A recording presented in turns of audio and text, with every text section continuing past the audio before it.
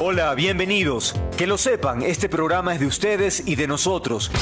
De los que quieren escuchar y ver, opinar y reflexionar. Queremos que se informen, se emocionen, se molesten, aplaudan, da igual. Pero sientan.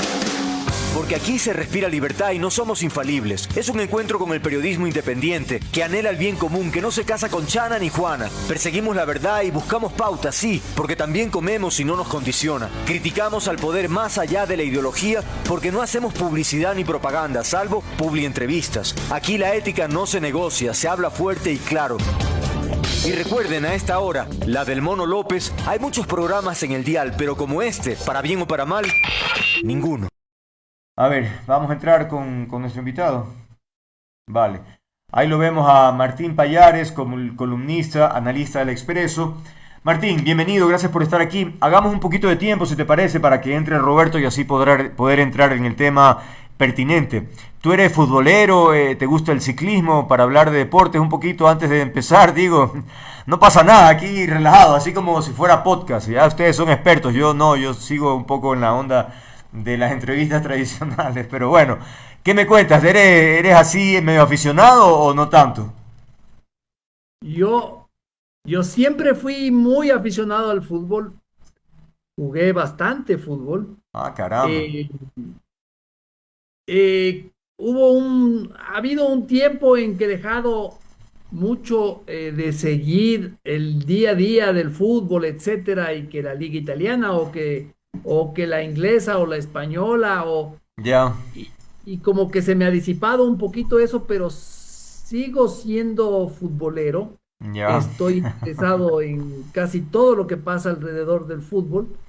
Eh, Más o menos conozco del tema antes estaba al día en todo y me iba al estadio absolutamente todos los domingos. Eso ya Upa. no. O sea, eras de buen nivel entonces. Ahora, Sí, siempre me ¿cómo? gustó.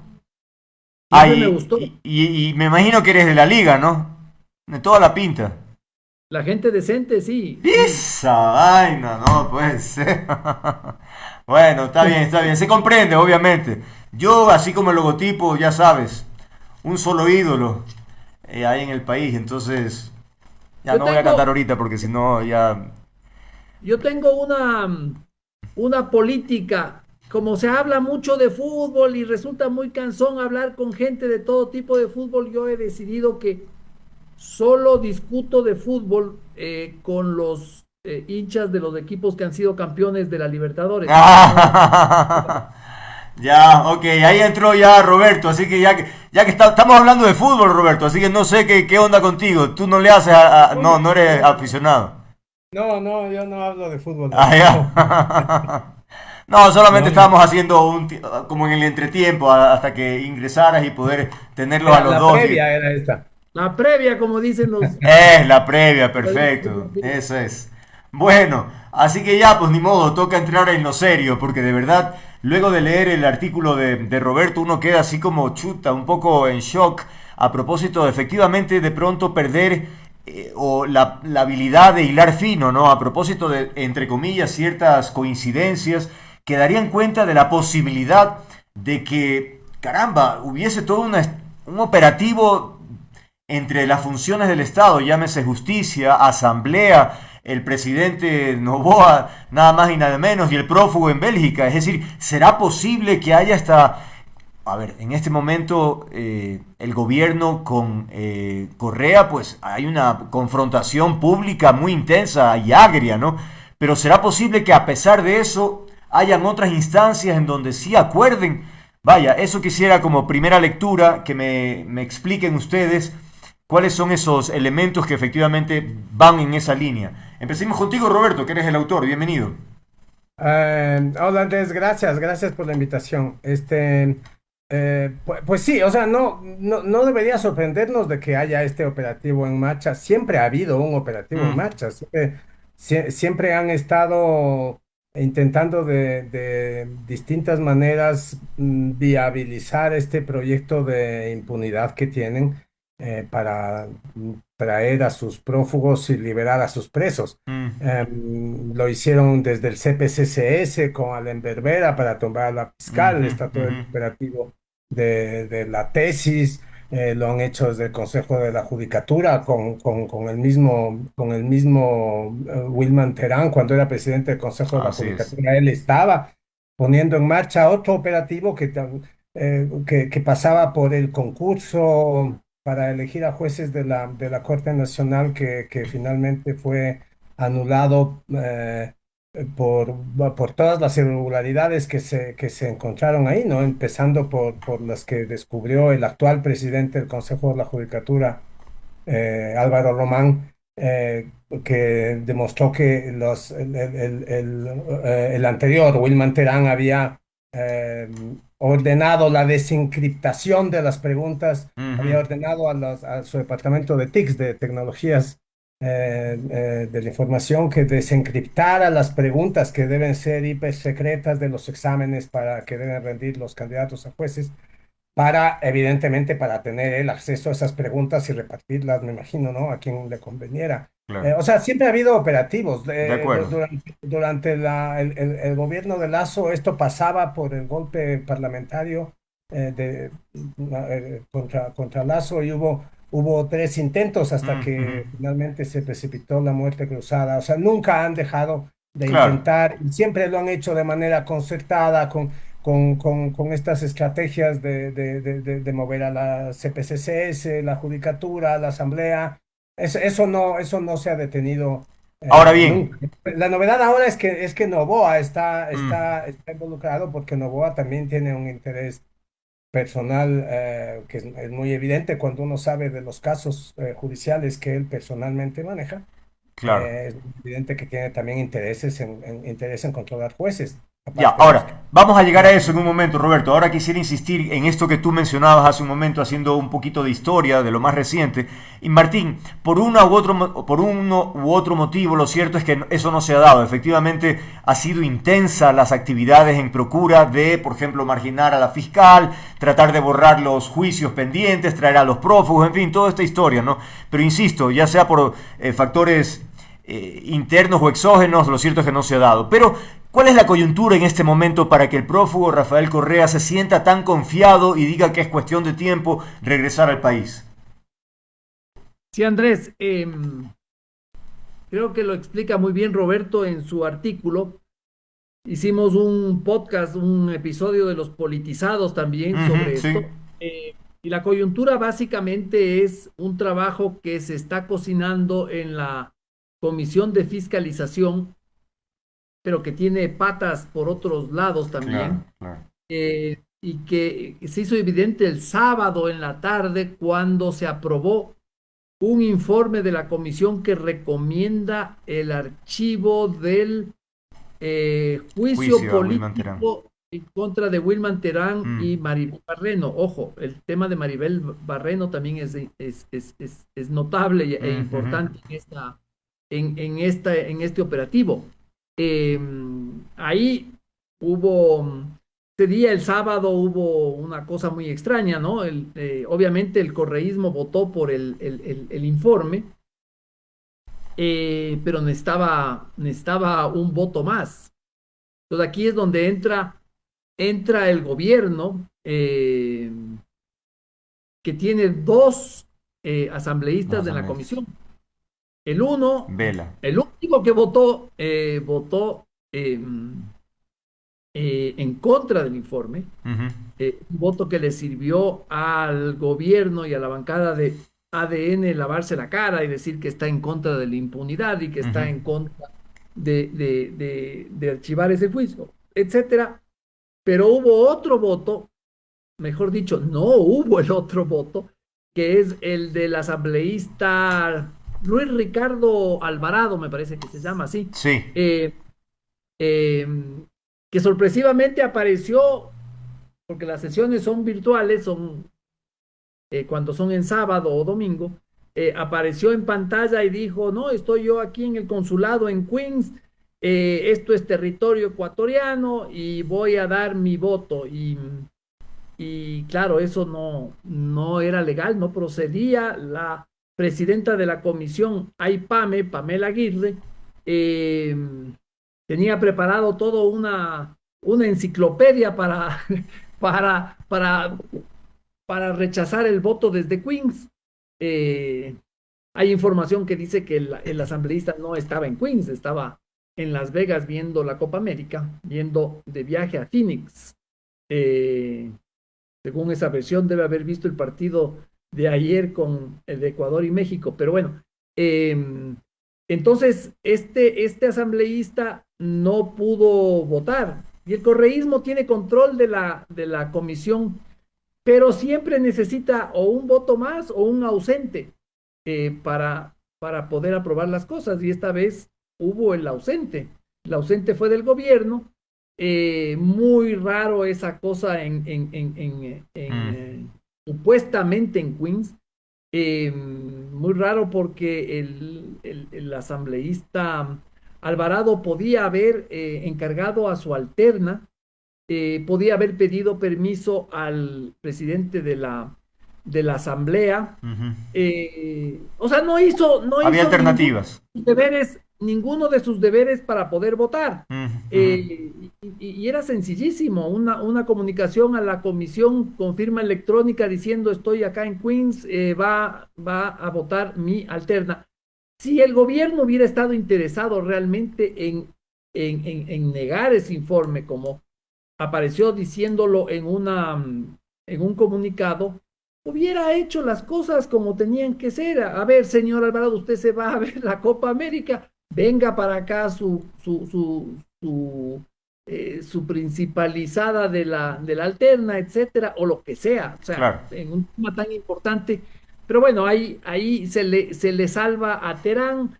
Terán es clave porque echa lodo a la fiscal, porque introduce unas pruebas chimbas. Total, claro. Para el caso sobornos, que podrían servir para un recurso de revisión. Y por otro lado, el gobierno lo que le interesaba es proteger a Barreno, porque por varios motivos. Uno de esos es que Barreno es muy amiga del presidente Noboa, pero también porque a través de ella hay todo un proyecto que Roberto lo detalló en su nota, un proyecto para tomarse la Corte Nacional en el nombramiento de los nuevos jueces, etcétera, y la conformación de un Consejo de la Judicatura de bolsillo, y finalmente lo que sucedería eventualmente, si el timing y las cosas le salen como quisieran, no es fácil, se caería el caso sobornos, regresaría Correa, y por otro lado Daniel Noboa tendría una corte con unos jueces que le pueden ayudar, porque él necesita jueces, él tiene muchos casos judiciales pendientes, sobre todo con la familia de su ex esposa. Entonces, al principio hacías la pregunta, o en el programa lleva la pregunta pacto Noboa Correa. Yo diría que si no es pacto, al menos es coincidencia. La pregunta que nos hacíamos en nuestro podcast es si Noboa sabrá que le está haciendo el favor a Correa o si no sabrá. Esa creo que es la pregunta del millón. Pero bueno, Roberto, en esta misma línea, claro, ustedes son unos malpensados. Yo no sé por qué están considerando que este personaje que estaba en Queens no estaba allí. ¿No le crees tú esas cosas, Roberto? Te escuchaba en ese podcast ser escéptico, ¿no? Que si compraron la bandera por allá, que si se la llevaron en la maleta, en fin. Caramba, ustedes sí que son cosas serias, pero bueno, ¿qué alcance? Somos viejos y hemos cubierto política mucho tiempo, así que... Sí, pues obviamente ya la experiencia no es casualidad, ¿no?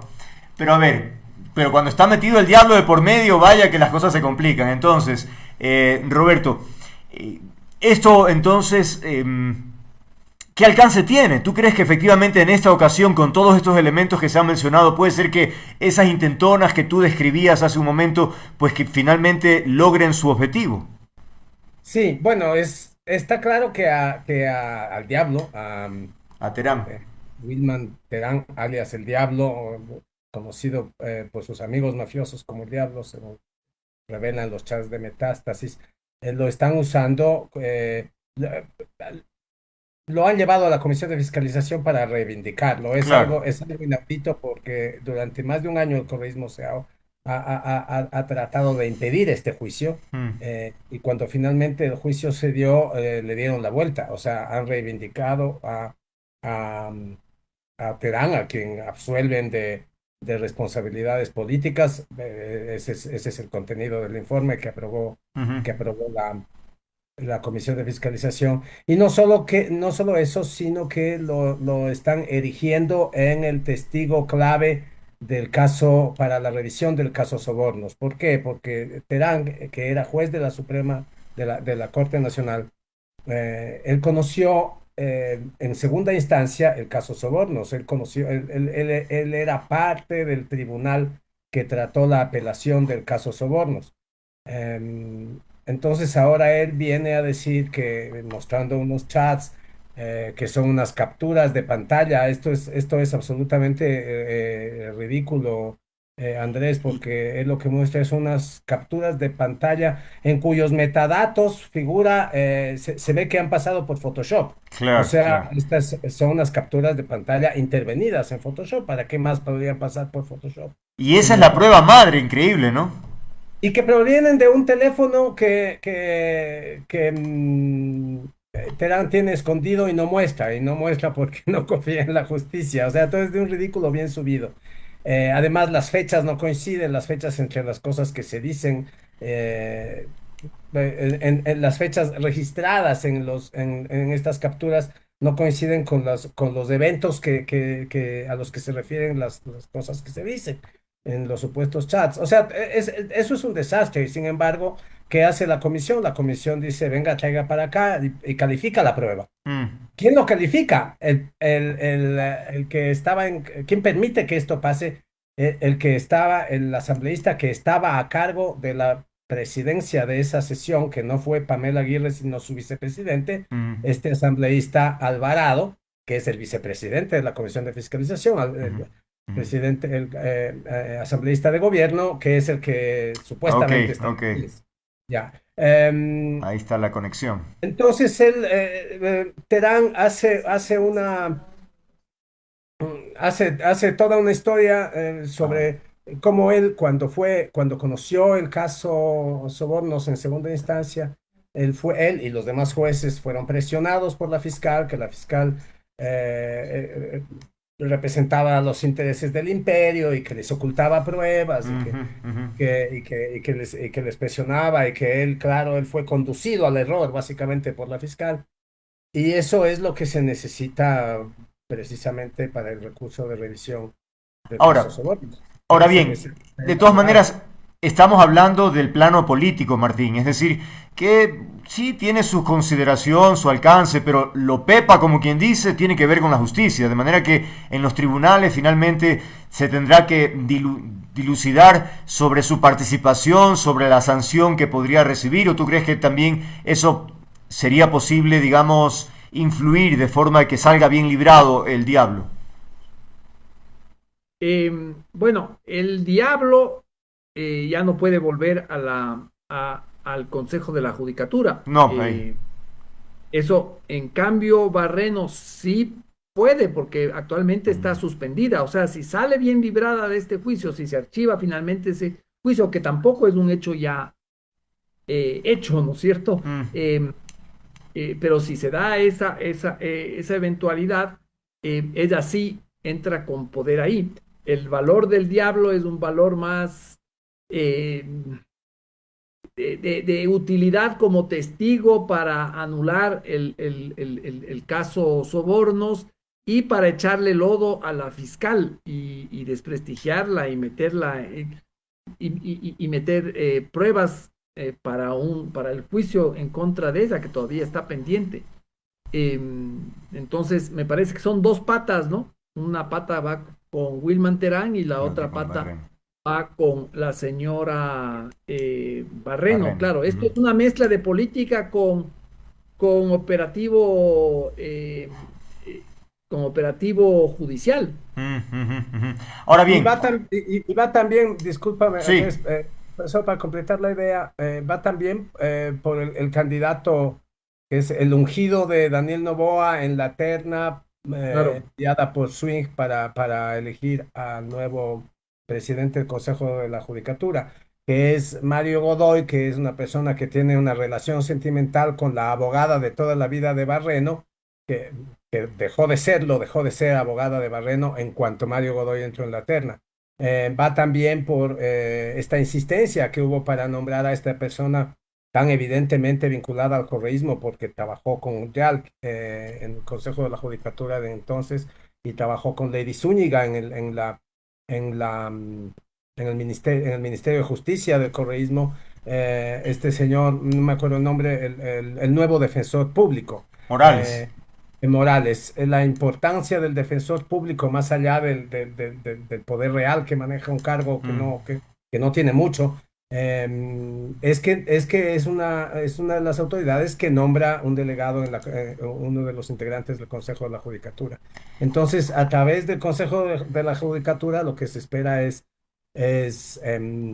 controlar el nombramiento de los nuevos jueces de la Corte Nacional. Mientras tanto, Barreno, Muñoz y el mismo Terán están siendo, eh, eh, ellos están siendo juzgados en el caso de independencia judicial que tiene que ver con los cargos de obstrucción de la justicia. Y ese caso, ya van 6 audiencias fallidas. Claro. 6 audiencias ese caso se sigue postergando y se sigue postergando porque el juez a cargo, que es un juez de apellido Inga, es un juez que ellos no controlan.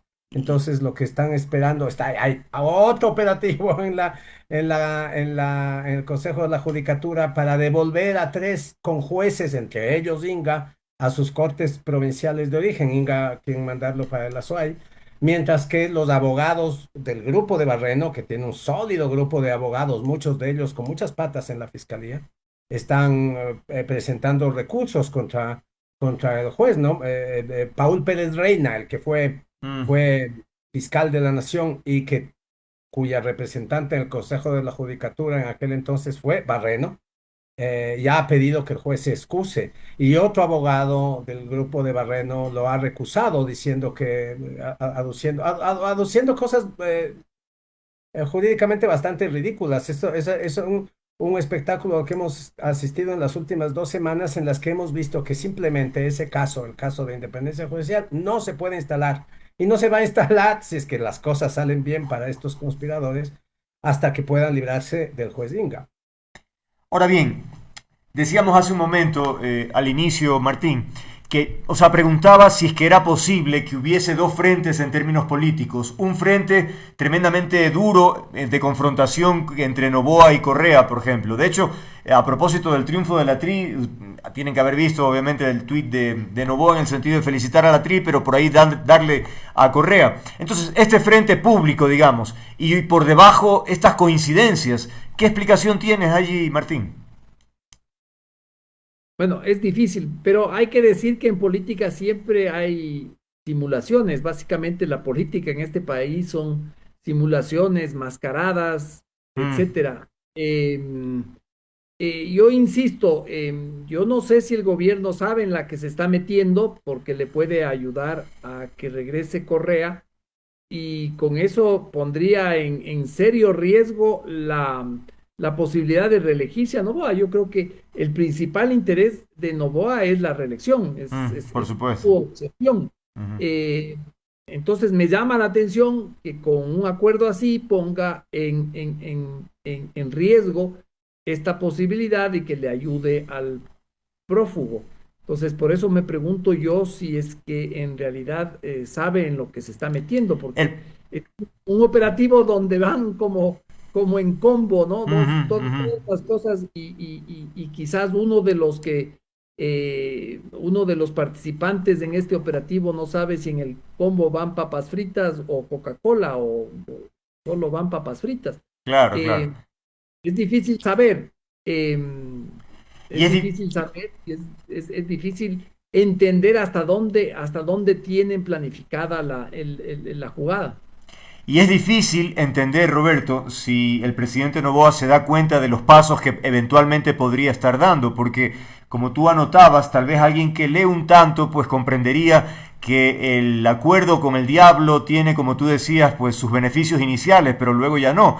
Pero claro, si sabemos que el señor Noboa pues no es muy frecuente a las páginas de cualquier libro, el panorama pues se ve complicado para él y de paso para el país. Sí, lo que pasa es que este momento Noboa y Correa coinciden en intereses y, este asalto a la Corte Nacional parece que solo pueden hacerlo a dos bandas, ¿no? Entre los dos. Por lo demás, desde que decidió esta acción de tomarse la embajada para apresar a Glass, Ujú. porque entendemos que tenía información bastante fidedigna sobre la posibilidad de que Glass se le escape, como se escapó María Duarte de la Ujú. Embajada de Argentina. Desde que pasó eso, Noboa se jugó, cosa que no estaba, nunca estuvo jugado como un anticorreísta eh, mm, o sea, él declara ahora su anticorreísmo, cosa que nunca hizo, no solo, Antes. Al contrario, decía no que era, solo no que era no anti hizo, sino nada, que exactamente, él se declaraba pro anti todo. nada y se jactó de haber pactado Ujú, con el ujú. correísmo para lograr un acuerdo de gobernabilidad en la Asamblea, pero con el asunto de la Embajada de México, él se jugó y ahora está jugando públicamente en el discurso la carta anticorreísta. Sin embargo, es que Novoa Andrés necesita jueces. Novoa tiene demasiados. Fíjate que solo en el caso de su exmujer, la señora Goldbaum, Ujú. y la disputa por la tenencia del hijo de ambos, solo en ese caso él ha metido 42, 46, no sé, más de Increíble, sí. 40 juicios, incluyendo a la pediatra, o sea, él ha metido juicios por todos lados, ha ejercido presión sobre la familia de su ex esposa a través incluso del uso de la fuerza pública, enviando a fuerza Así pública a es. la casa para que recoja al niño. Y finalmente, algo que yo no sé cómo es que no está todo el país conmovido y escandalizado. Él obtuvo un cambio de sentencia de una manera absolutamente irregular, De porque verdad. la primera sentencia sobre su régimen de visitas, sobre el régimen de tenencia de Ujú, esta, ujú. de esta criatura, el juez la dictó oralmente, leyó la sentencia en el tribunal, y cuando esa sentencia llegó por escrito a los casilleros judiciales de las partes, era otra, era, Ujú, era ujú, otra y era ujú. más favorable a Noboa. Eso es inaudito, eso Increíble. es, eso es escandaloso, y eso es algo de lo que este país no se escandaliza, porque parece que este país ha decidido permitirle a este señor hacer todo, ¿no?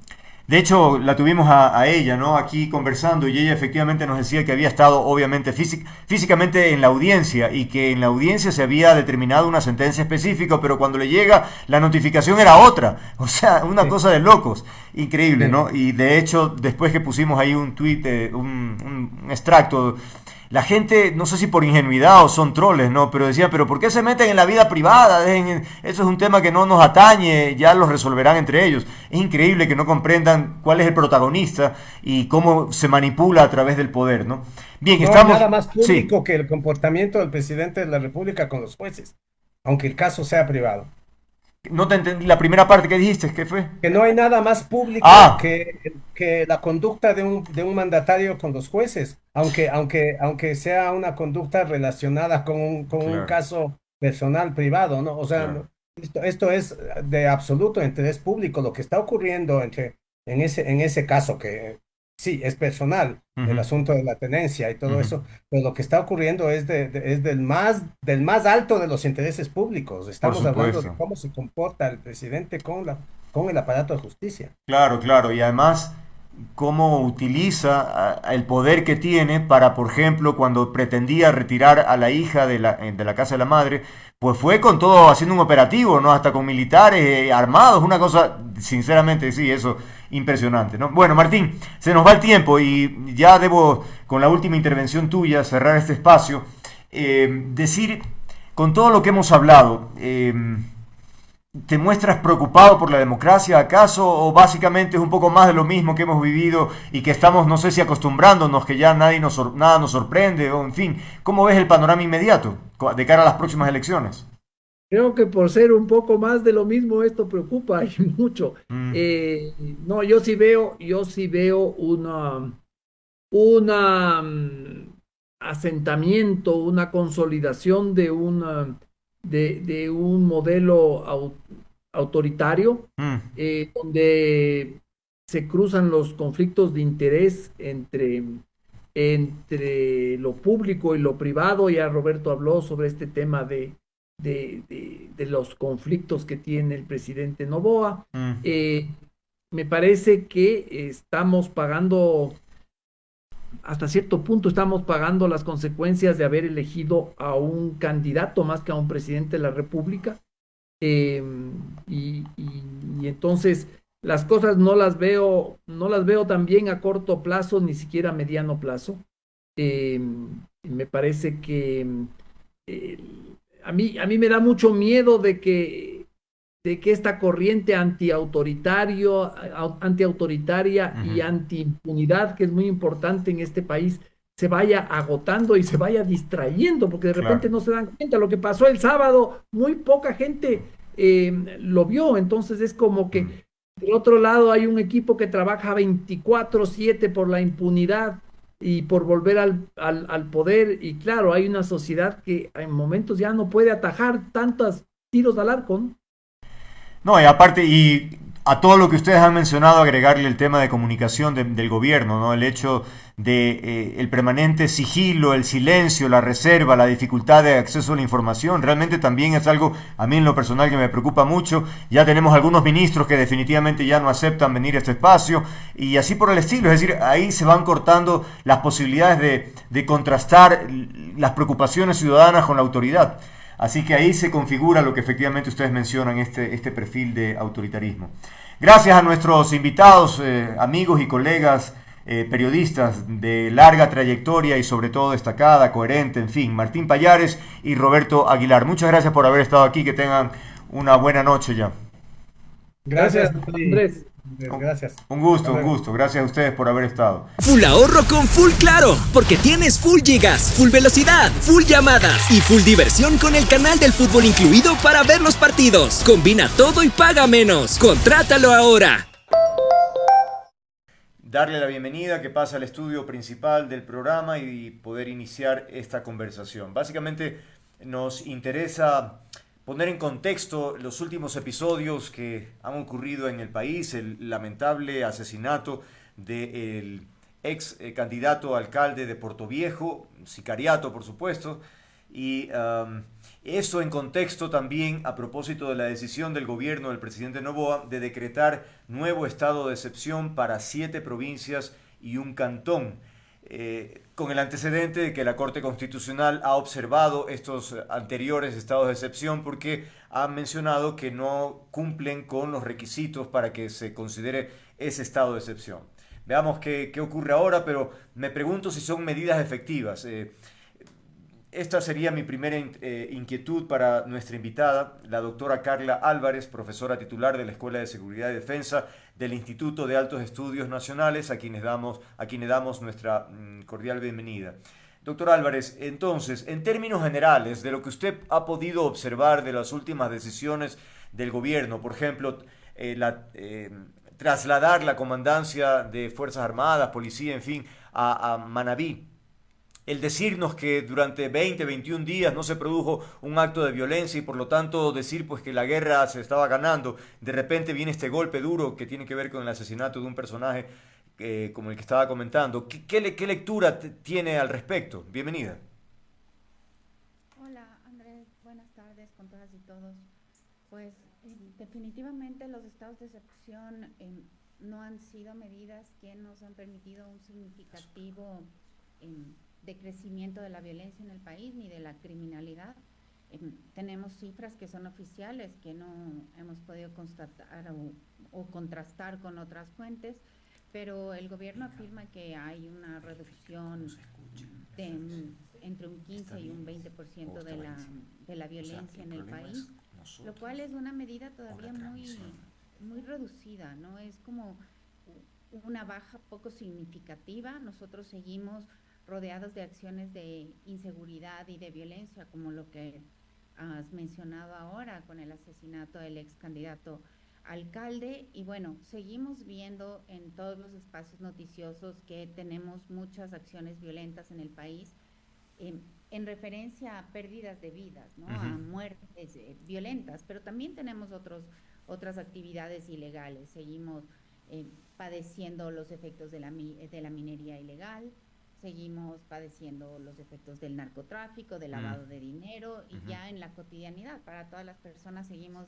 viendo un crecimiento de la extorsión en determinadas provincias, seguimos viendo que hay secuestros, es decir, hay todavía algunas actividades violentas que siguen afectando nuestra vida cotidiana y que no se han reducido por más que tenemos una declaratoria de conflicto armado interno y también unos estados de excepción. Entonces, esto quiere decir que no están dando los resultados esperados, pero adicionalmente nos sugieren que el trasfondo, las motivaciones de fondo para que se produzcan las actividades criminales no se han alterado, ¿sí?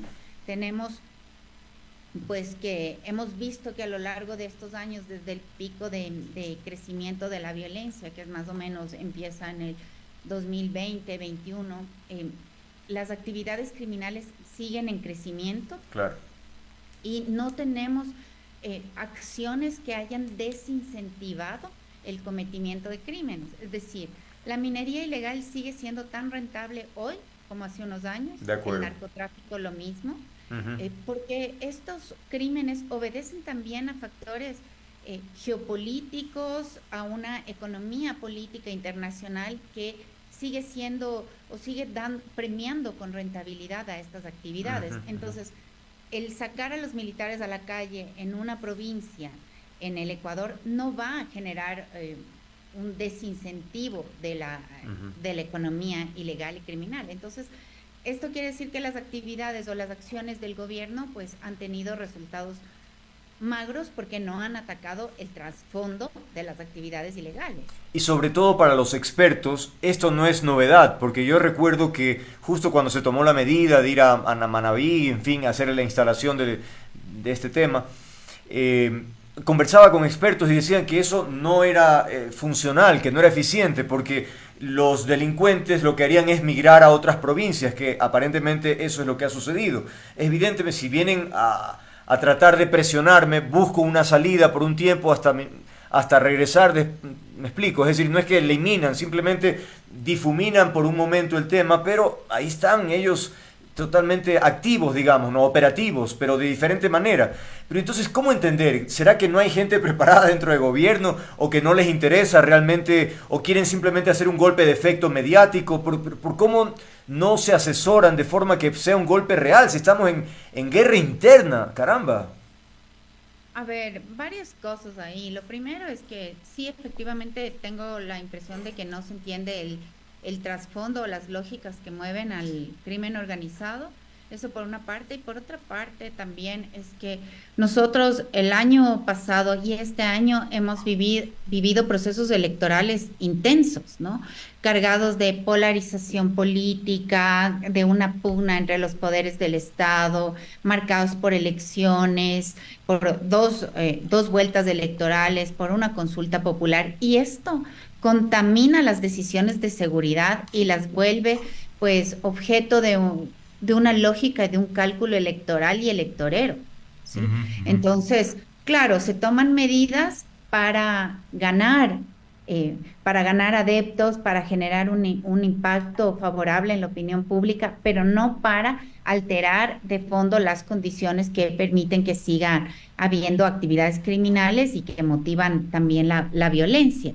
Entonces, y va a ser así mientras estemos en este proceso de elecciones, ya que estamos ya en un periodo electoral, ¿no? El siguiente año, a inicios, vamos a votar y votaremos por el candidato que nos haga sentir más seguros y el candidato que está compitiendo, uno de los candidatos más importantes que está compitiendo, tiene que demostrar que está tomando medidas adecuadas, y para ello va a ser uso de la mano dura, que es como lo más visible, lo más espectacular y lo que probablemente genere una mejor como puntuación o valoración en la opinión pública, que no está siguiendo día a día los temas. Sí, o que no está siguiendo las estadísticas y los casos, así como hacen los investigadores o la gente que está todo el tiempo siguiendo los temas.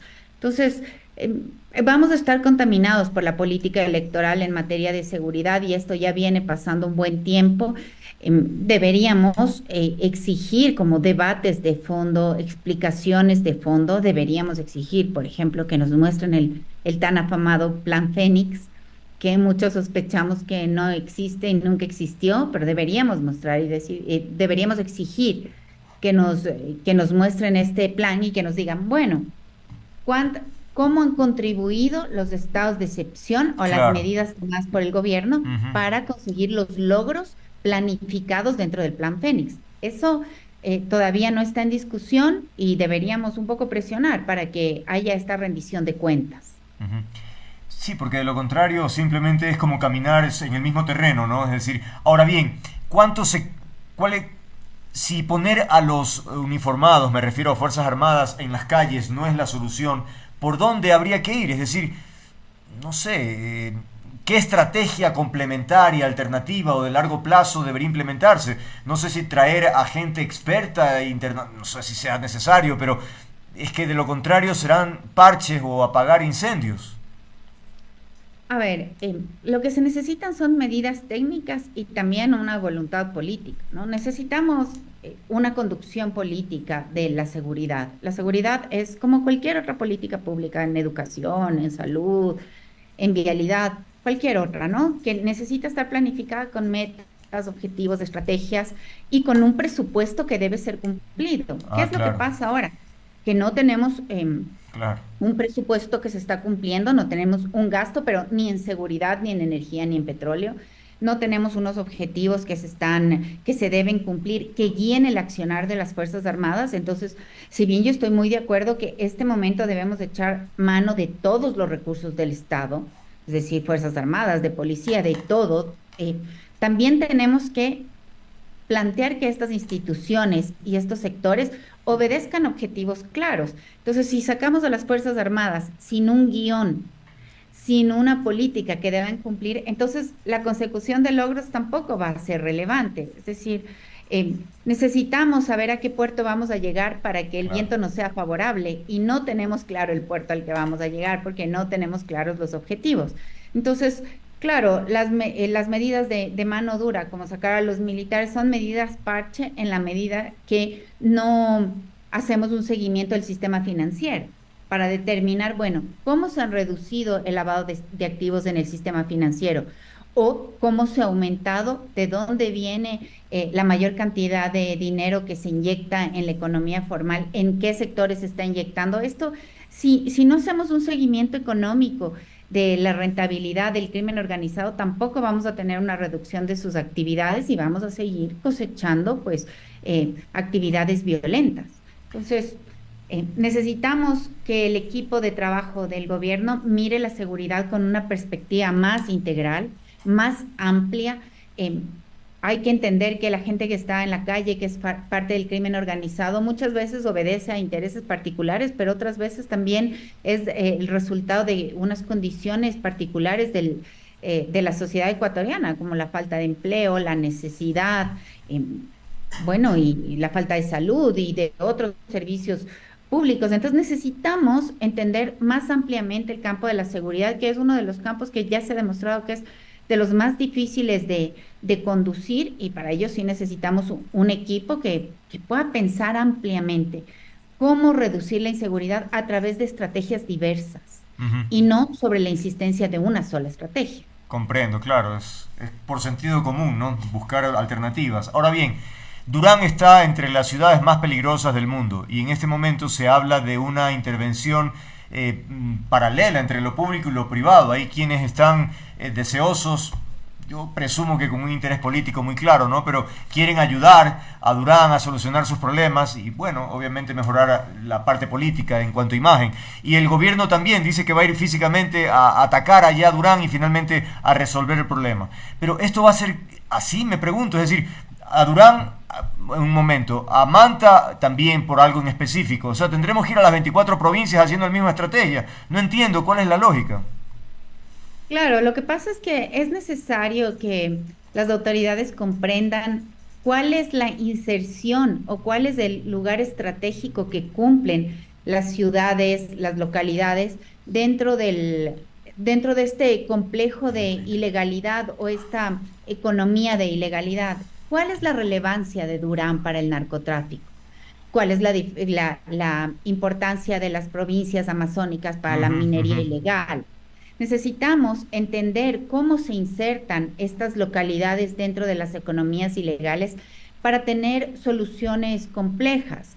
En Durán es necesario atacar y trabajar sobre imposibilitar a los grupos de narcotraficantes para acceder a los puertos, para acceder a la contaminación de embarcaciones. Y necesitamos también ubicar a los grupos que tienen encaletada la droga o que operan desde ahí para mover la maquinaria de la exportación.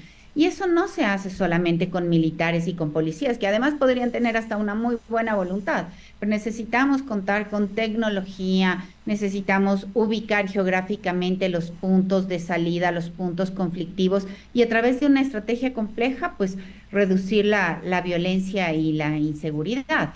Si reducimos todas las acciones a poner Fuerzas Armadas en un lugar, lamentablemente no vamos a tener resultados. Y esto es lo que se llama el efecto globo, ¿no?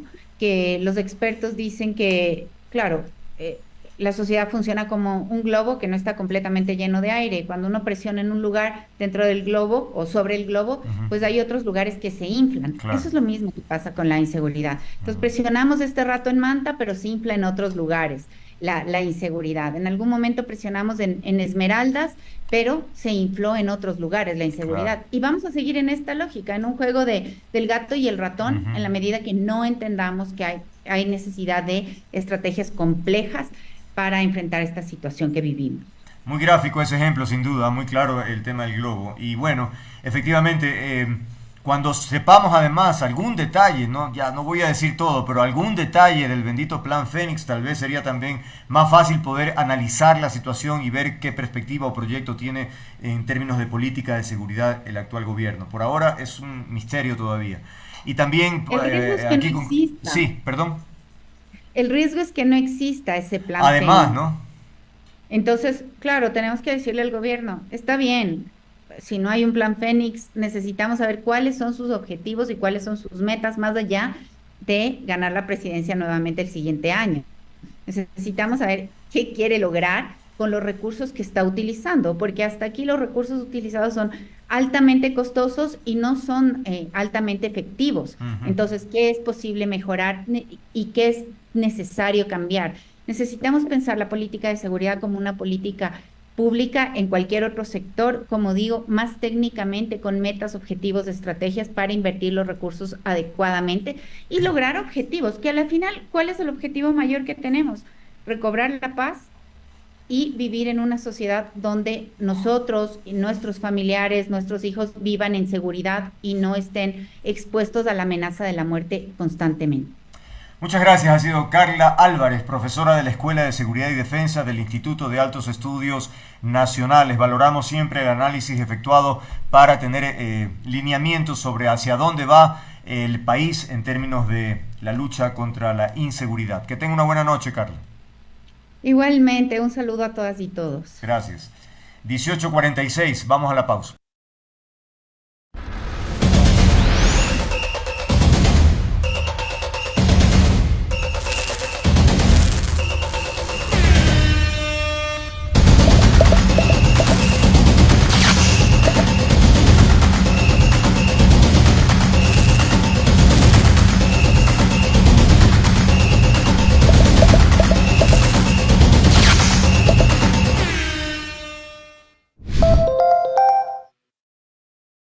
por favor, para que ingrese al estudio principal al ingeniero Ivo Rosero. Él es presidente de la Cámara de Distribuidores Derivados del Petróleo. Ingeniero Rosero, bienvenido. Esta pues es la entrevista número 20, creo, del mismo tema, pero es necesaria hacerla porque es increíble, ¿no? Cómo pasa el tiempo, cómo repetimos algunos temas y cómo no avanza. Es decir, cómo la evidencia de la realidad nos lleva a que hay algo que paraliza, ¿no? Que no se toma decisiones, que finalmente, insisto, es repetitivo. Pues bueno, los distribuidores anuncian un plantón y eso me parece bien, ¿ah? En algún momento yo también decía, bueno, capaz sea momento ya de que haya algo de esto, ¿no? Porque efectivamente a veces toca. Entonces, bueno, será un plantón pacífico, dice, porque ahora compran más cara la gasolina y siguen ganando 16 centavos. ¿De dónde sacamos ese diferencial para comprar? No tenemos. Este es un titular que recoge sus expresiones, ingeniero. Nárrenos, ¿cuál es la situación después de la eliminación de los subsidios del combustible? Bienvenido. Muy buenas noches, Andrés, un saludo a su distinguida audiencia. Gracias. Por intermedio. Bueno, existe una absoluta indignación, ¿no? A nivel nacional, en todo nuestro gremio, en todos nuestros distribuidores, principalmente los más alejados, que son los más afectados, los que están lejos de los centros de distribución. Ya el gobierno tiene, ¿no? Nuestras cifras, nuestros análisis. Existen estudios del Banco Mundial que se hicieron el año anterior, contratado por el gobierno anterior, en el que ya determinaron, ¿no?, que el ajuste mínimo para que nosotros podamos seguir sobreviviendo es de 6 centavos por galón. Ajá. Entonces nosotros hemos puesto más de 15 cartas al presidente Noboa, a la ex ministra de Energía, al siguiente ministro de Energía, Roberto Luque, al ministro de Finanzas, que se rehúsa a atendernos. No entendemos por qué. Increíble. Para que nos escuchen, vean nuestra situación. La única reunión que tuvimos en marzo de este año con este gobierno fue con el viceministro de Hidrocarburos, reunión oficial, en que ya nos anuncia que sí se consideraría nuestro mar. El momento que se hace el ajuste de 26 centavos, pues, no nos consideran. ¿Qué le costaba al gobierno ceder 2 de esos 26 centavos para empezar a arreglar progresivamente nuestra situación? Es importante, bueno, siempre recordarlo, hemos hablado tantas veces, 21 años con el margen congelado en centavos. Imagínense. Más de la mitad de distribuidores trabajando al punto de equilibrio y hacia abajo. Ya no podemos pagar seguridad privada y somos víctimas de atentados terroristas. Ya no podemos pagar blindados, arriesgando la vida todos los días el administrador o el dueño, ¿no? Hemos reducido el personal de 11 a 7, ¿no?, que normalmente se necesitan 11, para trabajar 3 islas 24 horas, 3 personas por turno. Yeah. Entonces se necesitan 11 para que roten, pues ahora son 7 y tenemos 2 personas atendiendo 3 islas. Obviamente uno tiene que estar corriendo de un lado a otro, limpiando baños, si no hay riesgos de sanciones, etcétera. No es posible que nosotros seguimos ganando 16 centavos por galón a compartir con la comercializadora y el transportista, que para que entienda mejor la ciudadanía, en países hermanos como Colombia y Perú, ese mismo margen convertido a la moneda local a dólares es de 33 a 35 centavos en Colombia y en el Perú es de 28 centavos por galón, con el agravante de que nosotros pagamos prácticamente el doble de sueldo básico. En Colombia es 260, 270 dólares, en Perú como 250 y acá 466 dólares. En resumen, la mitad de ingresos y el doble de gastos a vista y paciencia de todos los gobiernos de turno. Entonces, no es posible que no se nos convoque a las mesas técnicas, a las mesas de diálogo. El gobierno se reúne con todos aquellos que pueden hacer paro, con los taxistas, con el transporte pesado, con algunas organizaciones sociales. Y nosotros, que somos los principales involucrados, somos los únicos que vendemos el producto estatal combustible a través de nuestra red de 1.200 estaciones, pues a nosotros no nos convocan. ¿Por qué? Porque saben que fuimos declarados servicio público, somos parte de un sector estratégico y podemos ir presos si nos paralizamos. Entonces, no es justo que nos trate de esta manera y nuevamente la única forma de comunicación con el gobierno pues son los plantones. No es posible, ¿no? Y por otro lado, Andrés, existe una gran contradicción en las aseveraciones del ministro de Finanzas. Hay otra razón por la que nosotros deberíamos estar ahí. El ministro de Finanzas dice que ya hemos llegado a precios internacionales, ¿no?, subiendo los 26 centavos por galón a las 2 gasolinas. cuando con cifras de Petroecuador el día de hoy, el subsidio ya subido el combustible, subido el precio, ¿no? Es de 25 centavos, en el caso de la gasolina extra, 25 centavos por galón, es decir, que sumado a los 2,72 tendríamos un precio sin subsidio en el Ecuador hoy de 2,97 para la extra y de 3,16 para la Eco 85, porque el subsidio de la Eco 85 es como 45 centavos. Entonces, con este incremento de 26 centavos, es decir, hasta 2,72, ni siquiera llegamos al precio sin subsidio que existe hoy en el Ecuador, y mucho menos a los precios internacionales. Entonces hay una evidente contradicción entre lo que dice el ministro de Finanzas y lo que dice Petroecuador. Entonces, el cálculo que se hace, por ejemplo, para la super, ¿no?, es la variación del precio del WTI con un mes de retraso. Y eso es lo que ha dicho esta metodología de las bandas.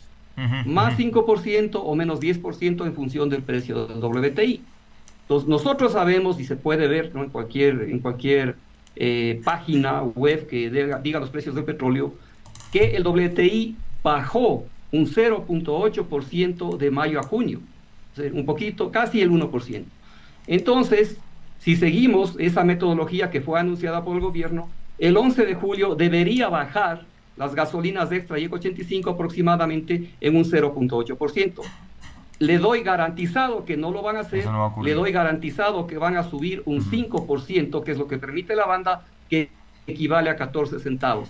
Entonces, ¿qué va a decir ahí el ministro de Finanzas? Si ya estamos de precios internacionales, ¿cómo así van a subir? Comprendo. Vamos a ver qué pasa. De hecho, yo le iba a preguntar justamente lo que usted mencionaba hace un momento, de por qué o qué lectura tenía de que se los excluyera en algo tan importante en esas mesas de diálogo. Bueno, usted me dice que por la consideración de ser un sector estratégico, claro, entonces el gobierno dice, por allí no hay, entre comillas, mayor problema, porque no pueden hacer pues nada muy importante que digamos, pero además ustedes han señalado otro detalle que me parece importante, que el subsidio a las gasolinas es una distorsión porque no llega al más necesitado.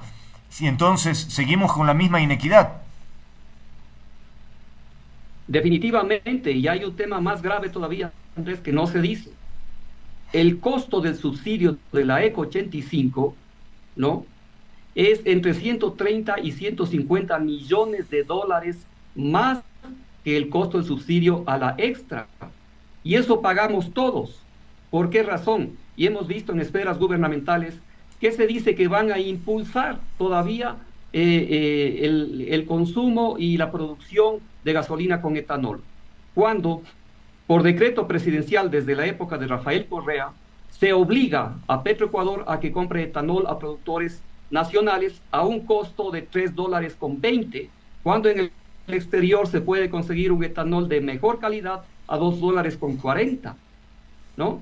Entonces, si se eliminaría, ¿no?, la Eco 85, pues ahí tienen como 130 o 150 millones de dólares más, ¿no?, que se está subsidiando ahora para producir gasolina con etanol, gasolina impuesta, ¿no?, a los consumidores de la costa, del Austro y del Oriente, no porque lo hayan pedido. Entonces hay que decir las cosas y hacer un análisis con toda la verdad. ¿Por qué razón se quiere todavía incrementar la producción de gasolina con etanol cuando es más costosa? Está demostrado, vean las tablas de Petroecuador, son 130 a 150 millones de dólares más el costo del subsidio a la Eco 85, ¿no? Entonces, todo esto tiene que aclararse. Por eso era importante y es importante que se escuchen nuestros planteamientos, porque también hemos dado soluciones, claro, ¿no? Ahora, soluciones que las hemos hecho públicas. El gobierno ha acogido estas soluciones, pero solo para beneficio propio. Comprendo. Por ejemplo, sin considerar al sector como tal. Hace pocos meses la ministra Robo salió a decir en febrero que para abril ya empezarían los proyectos pilotos de un software de focalización, cuando nosotros veníamos clamando desde hace 2 años y más que no se use un software de focalización porque iba a ser un fracaso, ¿no? De la misma manera, nosotros decíamos que se debe usar un esquema de compensación. Nosotros hablábamos de billeteras electrónicas, ¿no?, o de tarjetas de débito.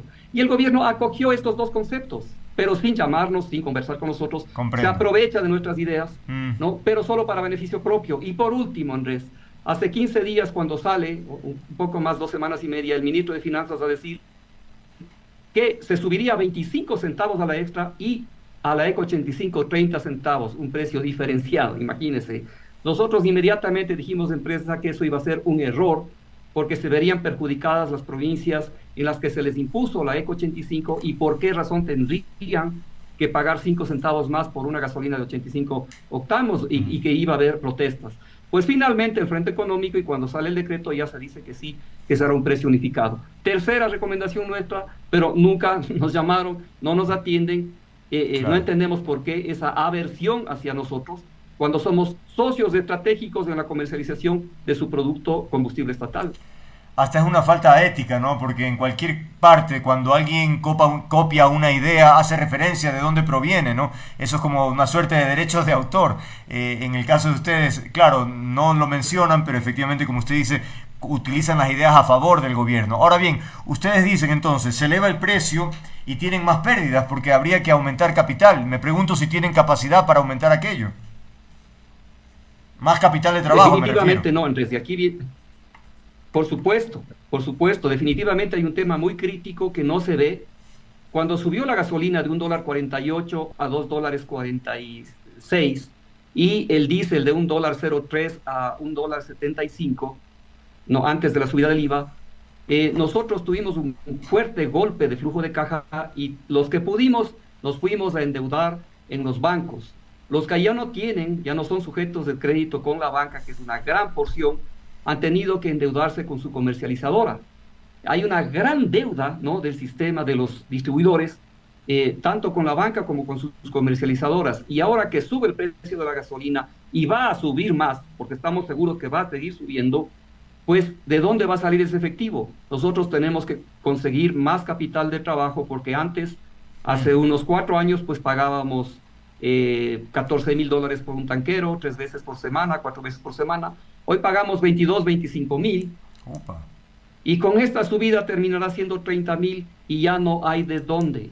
Claro. Ya no hay de dónde, porque no es que nosotros recuperamos inmediatamente ese combustible, parte se vende a crédito, y encima, ¿no?, como somos siempre perseguidos, y ha sido la última rueda del coche, nos retienen el IVA de lo que todavía no vendemos, una porción. Y si es que es de empresa estatal, nos retiene el 100% del IVA. O sea, pagamos 2 IVAs, ¿no?, el momento de la compra del combustible y cuando le vendemos al sector estatal. Eso es hasta inconstitucional. Así hemos sido tratados, así seguimos siendo tratados. Esperemos nosotros que haya un entendimiento ahora. Por esa razón se anuncia ese plantón en el que va a haber, van a venir de todo el país compañeros distribuidores con sus trabajadores para hacer sentir nuestra voz de protesta ante esta indolencia del gobierno que conoce nuestra situación y no hace nada. Pensamos que también hay un problema, que los mismos mandos medios no hacen llegar bien la información a sus ministros. Escuchamos a la viceministra Cristina Avilés hace poco en una entrevista que decía que están abiertos a escucharnos, pues no lo han hecho. Y decía la viceministra que nosotros hemos presentado una propuesta de software de focalización. Por Dios, somos enemigos de eso, lo recomendamos. Entonces vemos que no están bien informados por la primera línea del gobierno. De acuerdo. Debo concluir, por cierto, solo puntualmente, la manifestación físicamente, ¿a dónde va a llegar? ¿Van a estar en el Palacio de Gobierno, o sea, en las inmediaciones, en la plaza, o no? ¿A dónde van a ir? Bueno, la convocatoria es a la Plaza de la Independencia, como ha sido las otras ocasiones. Se nos ha permitido, es una protesta pacífica, respetuosa, como siempre ha sido nuestra característica, pero con energía y dignidad. Esperemos que no se inventen alguna cosa para no dejarnos pasar, pues por lo menos en el gobierno anterior sí se respetaba el derecho, ¿no?, a la protesta, protesta pacífica, siempre respetando los principios constitucionales. Somos empresarios, nosotros no hacemos ningún caos ni nada por el estilo. No, es un derecho inalienable el que la gente pueda expresar públicamente su queja, su desacuerdo, en fin, con algo que haya tomado una decisión del gobierno, y el gobierno tiene que aprender a tener una tolerancia en democracia. Es parte de la democracia, ¿no? De manera que efectivamente estaremos pendientes de que esa manifestación se lleve a cabo con todas las medidas normales y que no haya ningún inconveniente al respecto, porque eso hablaría mucho de, insisto, o de tolerancia o de intolerancia frente a una situación tan puntual. Ingeniero Rosero, muchas gracias por habernos acompañado el día de hoy. Vamos a ver qué pasa el próximo encuentro. Ojalá ya hablemos de otra situación, que no sea el incumplimiento permanente de las ganancias que deberían mejorar sin duda su sector. Ha sido el ingeniero Ivo Rosero, presidente de la Cámara de Distribuidores Derivados de Petróleo. Que tenga buena noche. Muchísimas gracias nuevamente, Andrés. Un saludo también a su distinguida audiencia nuevamente. La CONAIE ha expresado que no va a participar, que no va a estar presente en la manifestación. Por eso hemos tomado contacto con Zenaida Yazakama, vicepresidenta de la CONAIE, justamente para tener más detalles sobre esta posición. Leíamos, de hecho, algunas expresiones de Leonidas Issa, el titular de la CONAIE, en el sentido de que van a apoyar, digamos, intelectualmente, verbalmente, pero que no van a participar porque eso implica una movilización que no pueden hacerlo por 2 horas, que ustedes, la CONAIE, generalmente planifica con mucha anticipación. Ese es el argumento principal. Zenaida, bienvenida, buenas noches. Sí, buenas noches, gracias por este espacio, saludarle a la ciudadanía ecuatoriana. Es importante, ¿no?, informarnos y también ser informados por los medios importantes. Gracias. Bueno, desde el movimiento indígena nosotros todavía no hemos hecho una convocatoria como tal, pero sí lo vamos a realizar una convocatoria el día 19 y 20 de julio después de una gran asamblea de la CONAIE. Claro, saludamos todas las iniciativas, todos los plantones que cualquiera de las organizaciones sociales pueden hacer sobre el tema, de los combustibles, sobre el tema de la focalización que el gobierno nacional ha hecho alza, que está afectando mucho y va a afectar, y esta crisis no es que recién estamos iniciando, y estamos viviendo la crisis. Y entonces sí es muy preocupante, por eso el día de mañana los compañeros trabajadores han hecho una convocatoria. Yo creo que en algunas provincias sí van a estar presentes y nosotros saludamos, no nosotros, pero como tal la CONAIE no estaríamos participando en esos espacios, porque la movilización de la CONAIE no es para 2 horas ni para 3 horas. Siempre hemos hecho nosotros con una planificación y con una decisión colectiva desde una asamblea con todas las organizaciones territoriales, en la cual siempre hemos sido partícipes en todos los procesos de lucha. Es decir, no hay un distanciamiento ni mucho menos, simplemente que los mecanismos de movilización o protesta simplemente son distintos. Mientras el FUT, por ejemplo, puede convocar para una presencia de 2 horas, pues para la CONAIE o Pachacuti hay que hacer una suerte de recorrido de territorios, de organizar, es decir, va por ese lado, no por una distancia, digamos. Ya. Sí, correctamente. Nosotros no distanciamos con ninguna organización, más bien respaldamos a las organizaciones porque eso es el sentir del ecuatoriano.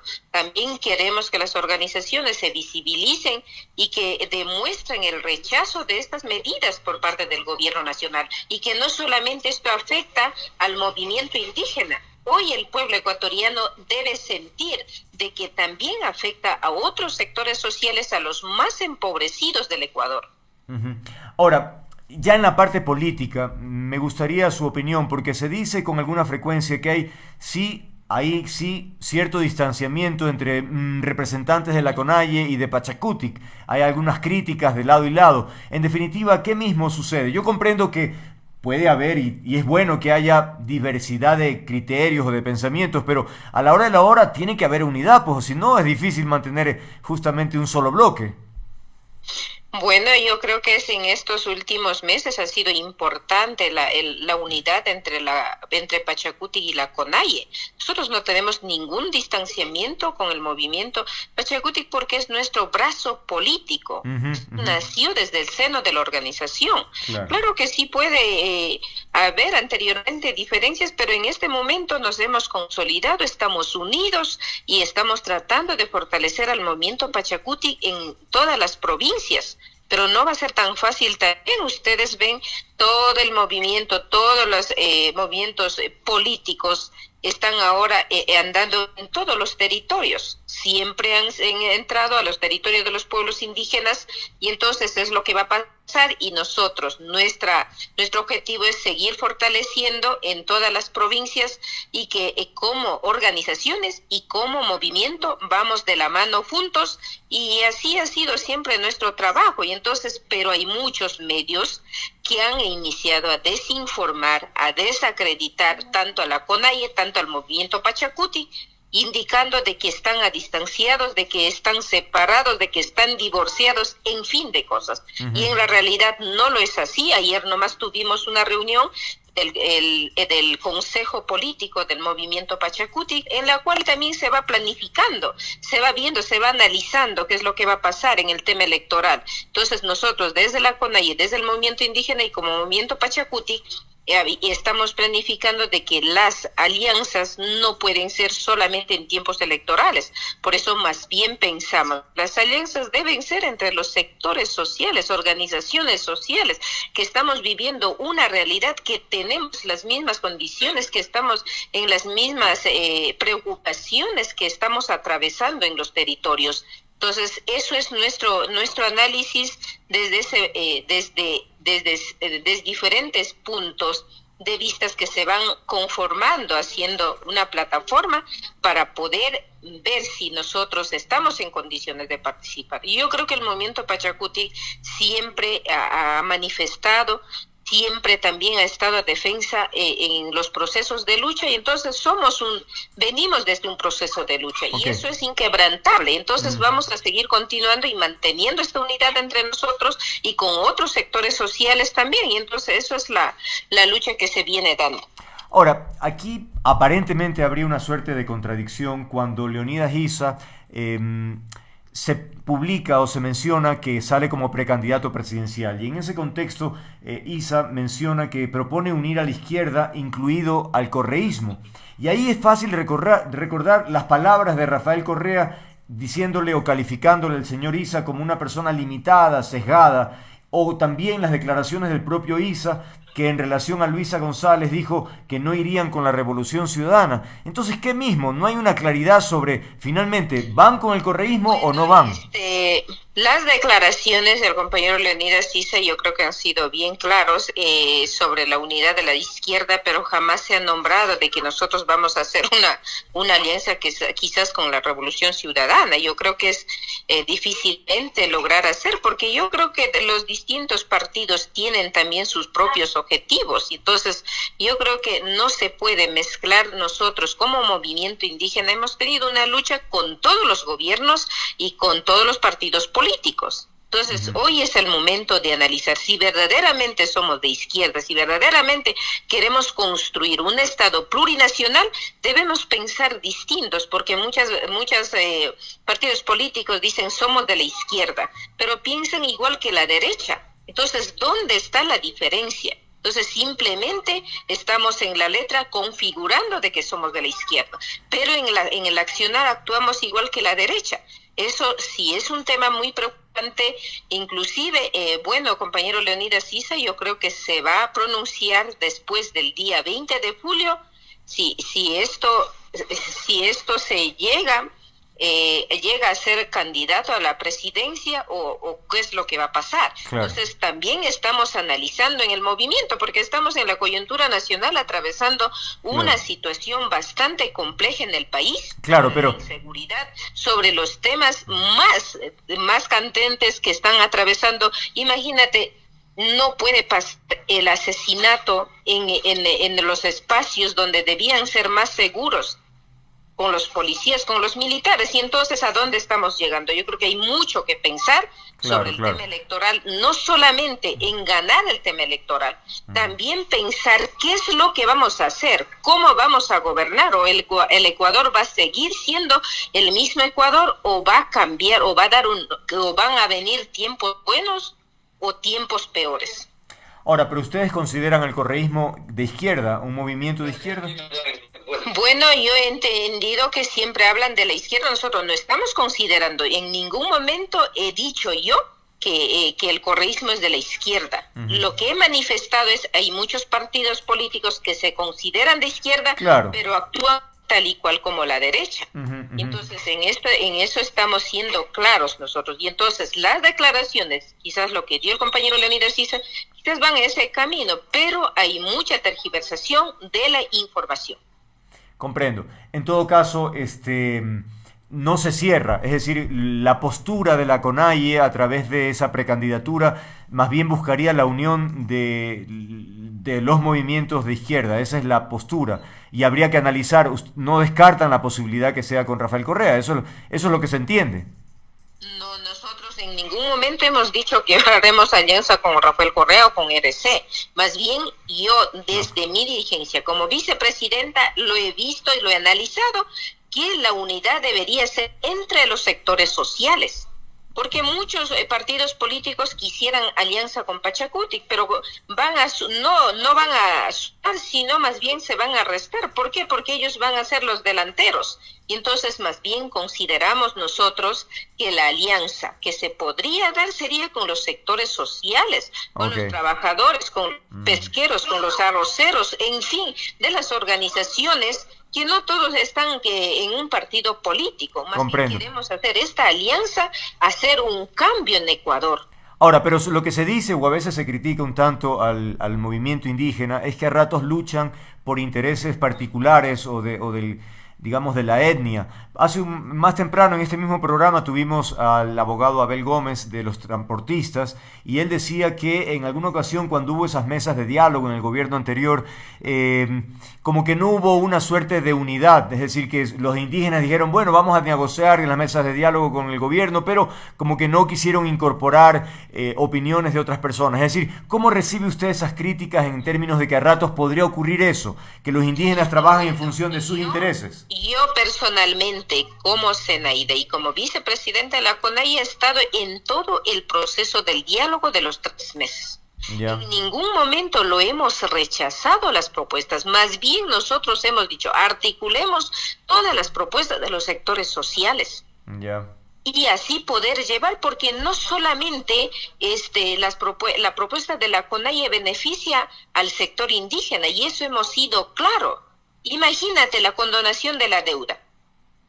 No solamente la focalización, el tema del subsidio, no solamente es la lucha, nosotros los movimientos indígenas todos no tenemos carro, pero esto favorece también a toda la ciudadanía ecuatoriana. Y entonces no me parece correcto la expresión del compañero Gómez que se haya referido que nosotros luchamos o que estamos muy indigenistas. Eso es la crítica que siempre han dado. No es así. La propuesta pueden coger y leer que no solamente se trata del movimiento indígena, solo hay un tema, creo que es el 7º punto, no me recuerdo muy bien en este momento, se trata de los 21 derechos colectivos, donde están ahí todos los derechos de los pueblos indígenas. De lo resto es en beneficio de toda la ciudadanía ecuatoriana, pensando, porque todos somos, los pobres somos más y los ricos son los más privilegiados, aunque son el 2%. Comprendo.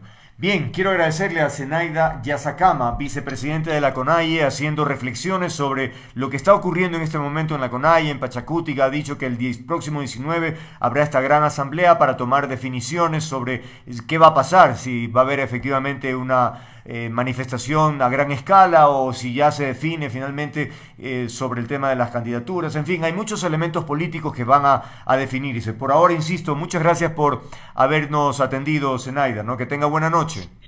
Muchas gracias, buenas noches, saludos a todos. La bienvenida de inmediato, ahí lo ven en pantalla, Augusto Granda Guamán, el expresidente de la Asociación de Guardaparques del Ecuador. Gracias, Augusto, por acompañarnos. Bien, me gustaría que en esta primera intervención haga una suerte de descripción o de una descripción gráfica de qué es lo que está sucediendo. En el comunicado ustedes advierten que hay presencia de gente extraña, violenta, que los está de alguna manera o amedrentando o incluso atacando. ¿Cuál es la magnitud de esto? Cuéntenos, por favor. Bienvenido.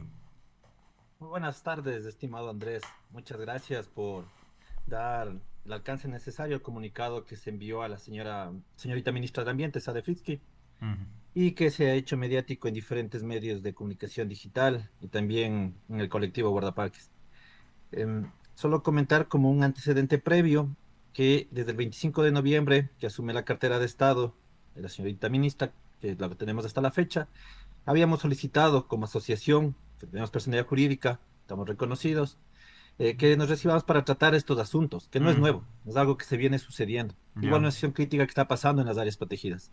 Lamentablemente por temas de agenda y tenemos a veces las ocupaciones de las autoridades, no se ha podido reunir con ellos. Hemos conversado con el señor subsecretario, con el director de áreas protegidas que acabó de salir, lo cambiaron esta semana, y hemos abordado ciertos puntos, pero no se ha podido avanzar mayor énfasis. Y por eso, el día de ayer se pudo emitir este comunicado que se menciona sobre la inseguridad en áreas naturales protegidas. Hay varios temas por tratar, pero primero, para nosotros lo fundamental es atender hacia el colectivo guardaparques, hacia los funcionarios de esta cartera de Estado, que es el Ministerio de Agua, Ambiente y Transición Ecológica, donde hemos sido afectados también por la inseguridad que lleva el país. Acciones así puntuales, semana nada más, en la costa, en la provincia del Oro, compañeros que estaban haciendo control y vigilancia, detectaron este ilícito de tala, y hubo gente que salió armada y les dispararon a quemarropa. Los compañeros se escondieron y de ahí atentaron contra el vehículo, les quitaron, se chocaron contra un árbol y el vehículo quedó con señales de proyectiles de arma de fuego y los compañeros asustados, golpeados entre eso que se escondían de las balas en los matorrales. Sumado a que no es nuevo eso tampoco, también ya pasó en el Parque Nacional Machalilla por el tema de control.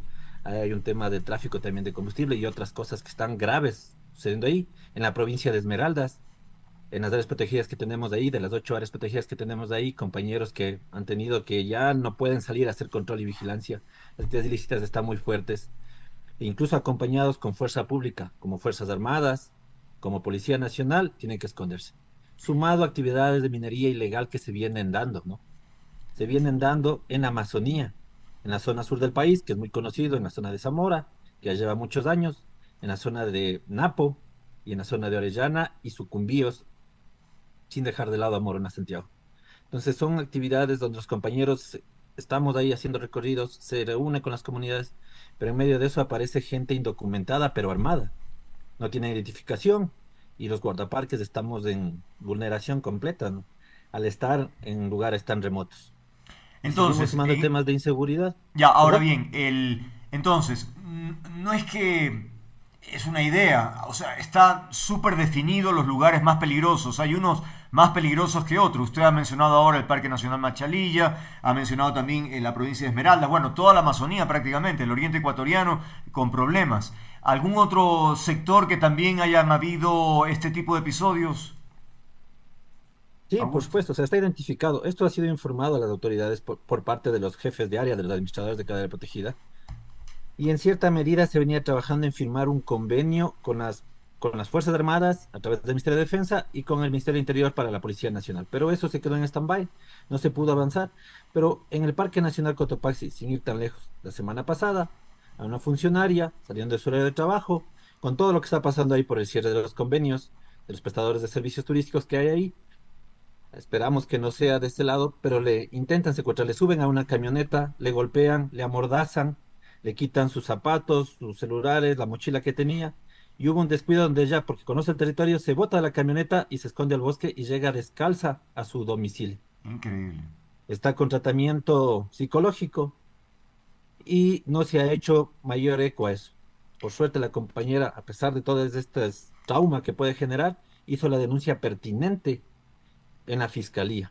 Ahora, pero los guardaparques, guardaparques, ¿de quién dependen? ¿Cuál es la institución que los regula, que está con ustedes? De los guardaparques estoy hablando de esto, somos funcionarios del Ministerio del Ambiente, Agua y Transición Ecológica. Somos funcionarios públicos, pertenecemos al Estado. También hay guardaparques que son contratados por ONGs, por municipios, pero la mayoría de guardaparques somos del Ministerio del Ambiente, Agua y Transición. Y aún así, o sea, es que me parece sorprendente, por eso me lo quería definir. Si estamos hablando de funcionarios del ministerio, que ustedes tengan que poner un comunicado público para ver si les atienden, es sorprendente, me explico. Eso debería haber habido ya ¿Ha habido alguna reacción del ministerio por el tema de lo que ocurrió en el Parque Nacional Cotopaxi? No, ninguna. Todavía no se presta atención. O sea, está en indefensión ahí los funcionarios. Y son diversas áreas, o sea, hay diversas cosas. También entendemos, tal vez de los índices de seguridad, la ciudadanía. No queremos decir este tema de vacunación, pero sí hay extorsión hacia guardaparques para que ya no se vaya a ciertos lugares a hacer control y vigilancia o hacer nuestro rol que compete en las áreas protegidas. Pero a pesar de eso, se mantiene la presencia y por eso incluso en nuestro comunicado ponemos en la parte final, en la segunda hoja, que nosotros vamos a cumplir siempre los objetivos institucionales, que es proteger las áreas naturales protegidas. Ahora, Pero también necesitamos ese apoyo de las autoridades y que se haga todas las acciones necesarias para precautelar la integridad del personal. ahora, ¿con qué tipo de, digamos, no sé, armamento ustedes cuentan para hacer el recorrido? Porque ustedes tienen que recorrer las zonas y ¿qué pasa si encuentran algo irregular? ¿Ustedes pueden enfrentarse o verbalmente tienen que hacerlo? ¿Cuál es la situación en esa línea? A nivel país, los guardaparques no aportamos armas, no es como en otros países, como en Costa Rica, en Argentina, que sí los portan. Nosotros llegamos con el diálogo, siempre estamos conversando, y cuando son cosas de mayor índole se genera un informe técnico y eso se traslada hacia el departamento pertinente en la misma institución y de ahí se canaliza con fuerza pública. Si es necesario, con fiscalía también, cuando son cosas más graves como la minería ilegal que existe. Claro, claro. Pero claro, nosotros estamos sin armas, tampoco hay la formación de parte de los funcionarios, Claro, ¿no? No claro, tenemos para una manejar armas. formación militar, una formación policial como para aportar armas. Pero ni siquiera, no sé, esos spray, en fin, alguna cosa, porque puede haber una discusión, y me explico, siempre será necesario, diría yo, tener algo que disuada una situación un poco de violencia, ¿no? Ahora bien, Por supuesto que estaríamos en algo mejor ahí, pero también no solo es este asunto, no solo es el hecho de que el guardaparque está desprotegido. Eh, Voy a decirlo, sé que eso a veces tiene un peso político o un peso administrativo dentro de nuestra institución, pero no sé si disponga, pero ya le comparto a la compañera que me contactó de su programa. ujú, Hay un, hay un dato de ejecución presupuestaria de nuestra institución ya, que está con corte de junio de este año, junio 2024, o sea, hace 4 días nada más. sí. ¿Lo está Si enviando en revisamos este eso, momento o qué? No, sí, este rato le estoy entregando a Micaela. ya, Eh, si revisamos este documento que salió de parte del financiero del acá Ministerio sí del lo puedes Ambiente, poner. o sea, no es un invento de Augusto Granda, por si acaso, Ujú, y quitamos la parte de salarios donde dice egresos de personal para inversión, que es la mayoría que se ejecuta porque es nuestro sueldo que se paga mes a mes, que si estamos al día en eso. Pero el ministerio también tiene una baja ejecución, consta con revisar. Se está asignado para el ministerio, todo el Ministerio del Ambiente, 1.200.000 para tema de bienes y servicios para inversión y solo se ha devengado $1.749, el 0.14%. Entonces a eso ver, también sorprende. No sé si bienes ya y lo tiene a la mano. servicios, ahí dice, Ah, etiqueta, ya. así está viendo la pantalla, ¿no? Ahí dice, Sí, bienes y sí. servicios para inversión, 1.277.000. Y devengado, 1.749. Es decir, el 14% de ejecución del No, presupuesto de este año. cero, Perdón, cero punto 0.14. catorce por ciento. Eso es de Cero este punto año. catorce. Por O- supuesto, es corte de junio de este año. Entonces, eso también se traslada a las áreas, porque con este dinero es para comprar insumos, para realizar inversión en las áreas protegidas y en las otras unidades, ¿no? Como la unidad de control forestal, los de vida silvestre, para dotación de equipos, para llegar con proyectos de desarrollo sostenible a las comunidades para reducir estos índices de actividades ilegales. Entonces, si no podemos ejecutar esto, no estamos haciendo nada, solo estamos pagando los salarios, que es importante cumplir con los salarios del personal, pero también hay que ejecutar todo el presupuesto porque la institución debe de vengar. Y esto no es solo del Ministerio del Ambiente, ¿no?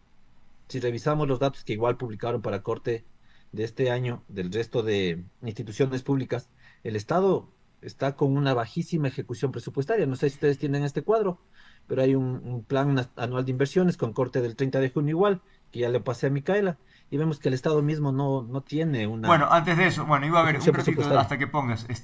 También quería hacer notar en cuanto a obras públicas y otros egresos de inversión que tienen montos importantes, pues lo de vengado es cero, es decir, no han hecho nada. En obras públicas tendrían 157.000, $158.000, 62.000 para otros egresos de inversión, pero no han devengado cero. Caramba, qué complicado así, ¿no?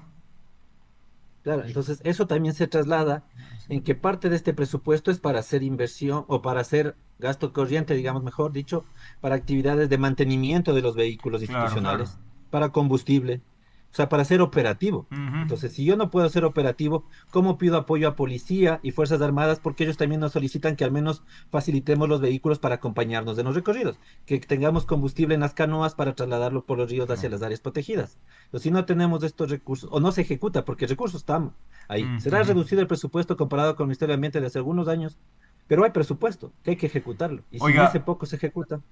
Comprendo. Ahora, Augusto, ¿no le preocupa que usted públicamente haga esta presentación y que pueda haber alguna retaliación frente a lo que usted está diciendo, que está dejando en evidencia que el ministerio no los está atendiendo y que Deporte tampoco hace la inversión que debe? Por supuesto que sí. No es primera vez que hemos hecho esto. Yo estoy en la presidencia de la asociación desde el año 2018. Este año es mi último año como presidente. Eso lo conocen las autoridades porque ellos tienen los estatutos, siempre las directivas, cuando ya se legalice. ¿Pero se puede reelegir o no? Y siempre ha habido esto. Siempre, no. También tenemos que generar nuevos liderazgos, pero siempre hemos mostrado estas cosas. Y a las autoridades les incomoda cuando se dice lo que está pasando casa adentro. Porque sí es verdad. O sea, hay cosas positivas que ha hecho el Ministerio de Ambiente a través de las mismas áreas protegidas y ahí están los resultados. Por eso los índices de conservación de nuestras unidades, de nuestras áreas protegidas, son altos. Pero también hay que decir, como a veces es como jugándose con plata y persona y jugándose el físico para que estas áreas se conserven. Entonces sí, a veces nos han dado seguimiento, me han cambiado el lugar de trabajo, me preguntan a qué horas publico, a qué horas doy las entrevistas, y por eso procuro que sea luego de mi horario de trabajo, y cuando necesito hacer alguna entrevista pedir permiso, para evitarme las retaliaciones que a veces sí se han dado. ¿Y le autorizaron esta entrevista entonces? Ahora. No, estoy fuera de mi horario de trabajo. Ok. Entonces tiene la libertad de hacerlo. Por eso le decía a Micaela tarde para hacerlo, porque sí, es mejor estar ahí. Y está en comunicación, o sea, sí están informados compañeros de planta central, saben que estoy dando esta entrevista, tienen el enlace, y la DIRCOM también monitorea este tipo de entrevistas, y lo que sacó Ecoavisa también en base al comunicado que hicimos, conocen muy bien, entonces no ocultamos nada, sino que estamos poniendo en evidencia y que nuestra institución se preocupe por los guardaparques. Sí hay que cuidarnos, sí hay que tener esas precauciones, pero también si no decimos nosotros que representamos a los guardaparques, nadie nos va a dar diciendo. Que es bueno que lo haga también público porque si eventualmente a alguien se le ocurre hacer un tipo de sanción, eso quedará en evidencia que es una retaliación, de manera que usted ya tiene nuestro contacto, cualquier novedad sobre lo que pueda suceder, obviamente por favor avísenos. La asociación de guardaparques en general, entonces todos están unidos o hay alguien de pronto que está en desacuerdo con la posición de usted. No, este es un comunicado que lo hacemos de manera general. Somos 620 guardaparques a nivel continental, algo de 300 compañeros en Galápagos que tienen su régimen especial, y todos estamos prestos, ¿no?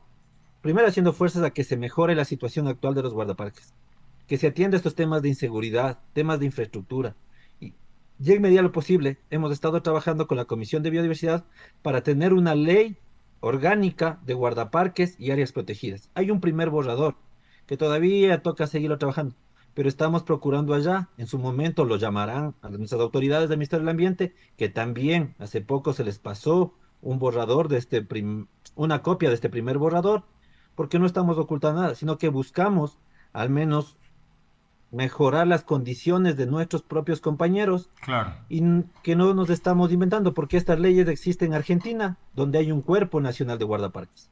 Hay en Perú, aquí al lado nada más, que recién se aprobó. Entonces son acciones para tener un camino jurídico, tener un respaldo legal ante las actividades que hacemos al ejercer nuestra labor como guardaparques. Ya, estamos terminando esa conversación. Quiero agradecerle a Augusto Granda Guamán, presidente de la Asociación de Guardaparques del Ecuador, que por cierto, muy rápidamente, presumo que se requieren muchos más, porque las áreas son súper amplias, extensas, y hay que hacer recorridos. Me imagino que no se abastecen, ¿o sí? ¿Cómo es ese aspecto, Augusto? Solo un dato, son poco más de 26 millones de hectáreas que se maneja el Sistema Nacional de Áreas Protegidas. 5 millones de hectáreas terrestres, 21 millones de hectáreas marinas, 620 funcionarios, como le menciono. Y claro, hay un estudio, un informe técnico del propio Ministerio del Ambiente, donde menciona que al menos deberíamos ser 900 guardaparques en continente y los 300 en Galápagos.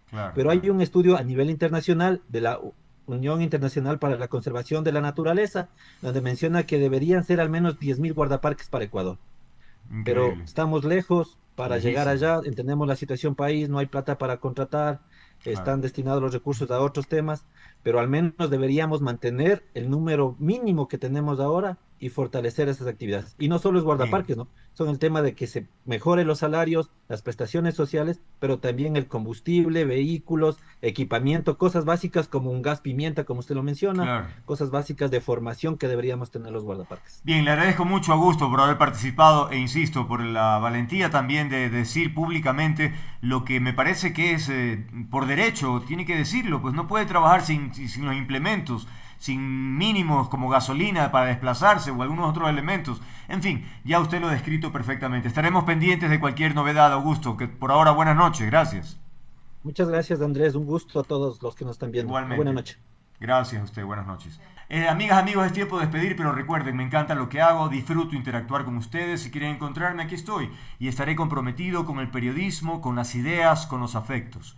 Un apapacho, los espero siempre. Chao, chao.